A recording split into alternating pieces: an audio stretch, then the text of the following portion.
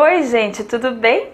Hoje eu trago um tema bem importante que eu já li em alguns livros, né? Já vi em alguns cursos e por esse motivo eu resolvi trazer para vocês. É um dos principais causadores dos mecanismos de autossabotagem, que é a síndrome do benefício secundário ou intenção subjetiva. O que isso significa? É muito frequente, né, as pessoas quererem mudar alguma coisa em sua vida e não conseguirem, né? Isso acontece com todo mundo, inclusive comigo.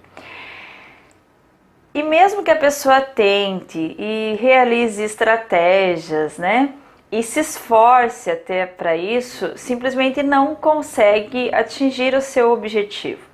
Então, seria interessante investigar se não está acontecendo essa síndrome do benefício secundário.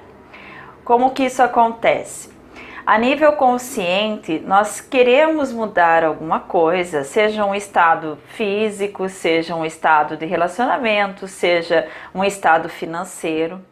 Nós queremos mudar, mas nós não conseguimos. Isso a médio e longo prazo causa uma frustração que vai tornando mais difícil realizar o objetivo. E essa síndrome diz o quê?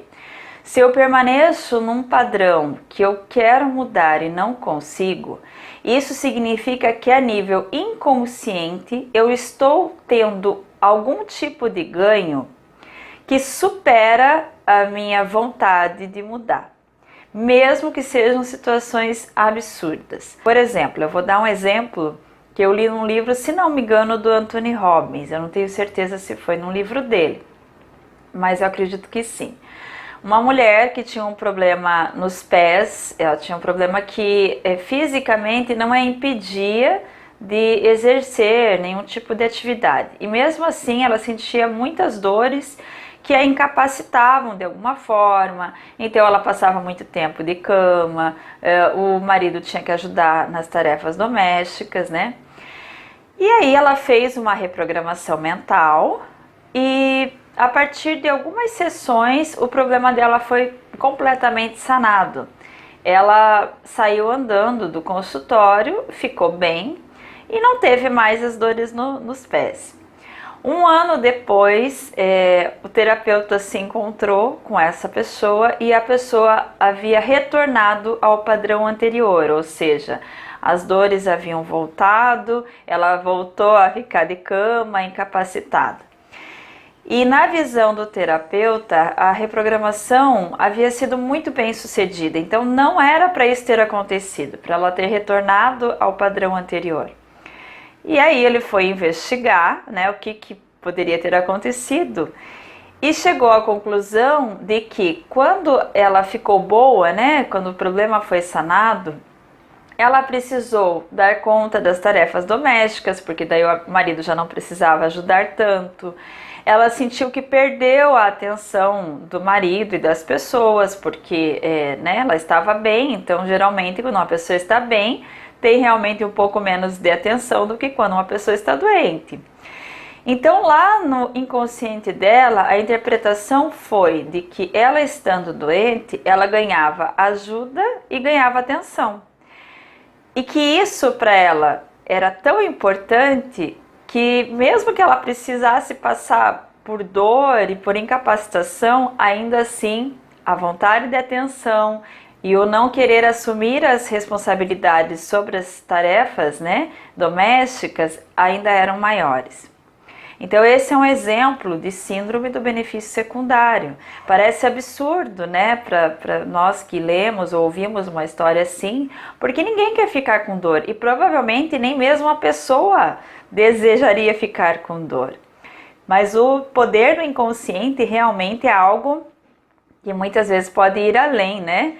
Então, se isso não for mudado a nível do inconsciente, a nível subjetivo, possivelmente o problema não será sanado, né? No caso dela, o problema até tinha sido sanado, tinha sido modificado, mas ela escolheu retornar ao padrão anterior. Outro exemplo é quando a pessoa vive envolta em dívidas e deseja progredir financeiramente. Quem não quer progredir, né? Todo mundo. E mesmo que a pessoa trabalhe mais, consiga até armazenar maior quantidade de dinheiro, está sempre envolto em dívidas.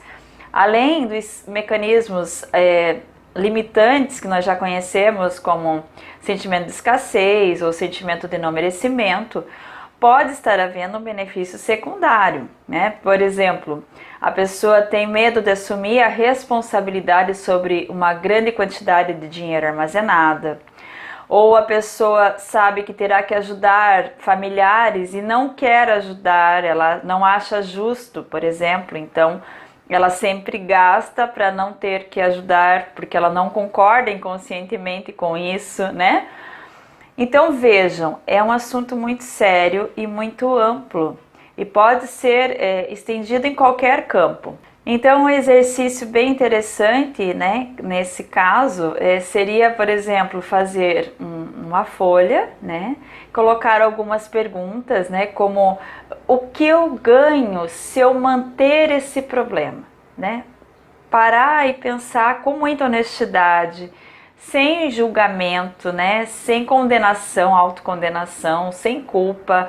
Julgamento, culpa, são sentimentos muito baixos em vibração, então não se deve auto-julgar ou autocondenar, não. Aqui o objetivo é o autoconhecimento para transpor essa barreira, né? Então, na folha, coloca-se ali o que eu ganho mantendo esse problema, e daí fica aberto, fica receptivo para ouvir, né, a voz interior, respondendo então quais são os ganhos, já que a pessoa permanece com aquele problema.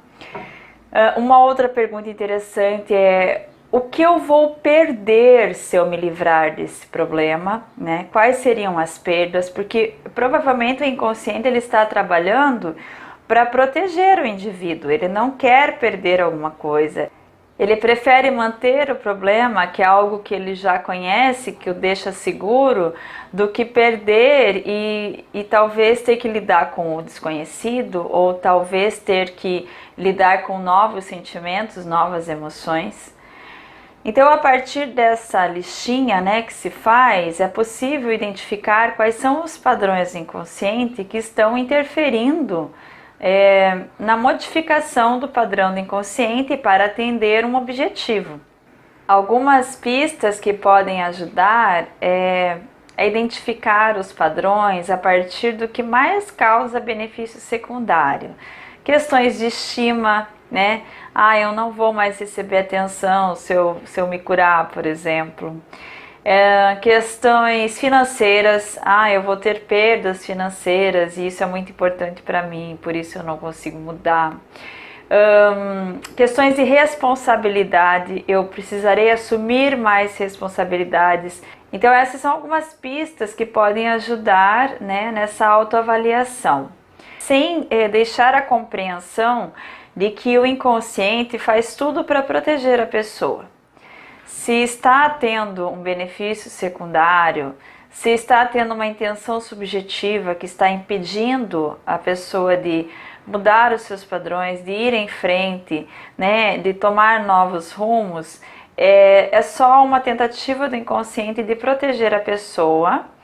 E basta então, através de técnicas ou através de estudo, né, mudar essa intenção subjetiva a nível inconsciente, né? Refazer os padrões, mostrar para o inconsciente quais são os ganhos que você vai ter se você se libertar dessas crenças que estão limitando, que estão prendendo a uma situação desfavorável, seja ela a nível físico, emocional, profissional, a qualquer nível. É preciso mostrar para o inconsciente que haverão sim benefícios caso aquele padrão seja modificado. Eu aproveito também para avisar que, como eu estou, né, montando cursos, as postagens aqui no YouTube serão semanais. Eu espero ter ajudado, eu espero que tenham gostado do vídeo. Muito obrigada e até mais!